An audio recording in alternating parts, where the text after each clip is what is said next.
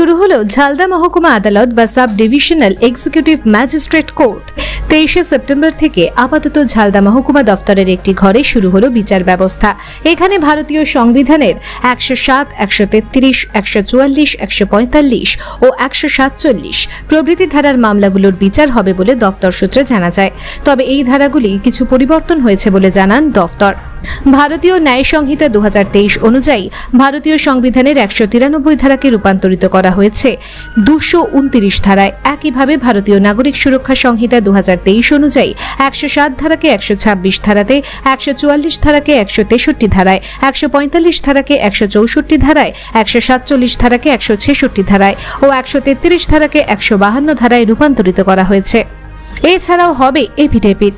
এদিন প্রথম দিন 12টি এফিডেভিট করা হয় ও একটি 144 ধারার মামলা রুজু হয়।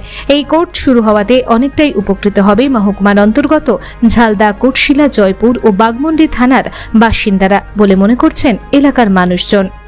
भाई इस ऑनलाइन का चक्कर छोड़ और सीधे MR कम्युनिकेशन से संपर्क कर। उनके पास हर एक कंपनी के फोन जैसे Oppo, Vivo, Redmi, Realme, Samsung, Narzo, Poco और OnePlus जैसे धांसू फोन ऑनलाइन से सस्ते मिल जाते हैं। और हाँ, यहाँ इजी फाइनेंस भी मिल जाती है। वाह, तुमने तो मेरी बात बड़ी आसानी से बना दी। मैं आज ही MR कम्युनिकेशन से संपर्क करता हूँ। इनका कोई नंबर है क्या? हाँ भाई, 9323 पे कॉल करो या स्क्रीन पे दिए एड्रेस पर विजिट करो। आपको सारी जानकारी मिल जाएगी।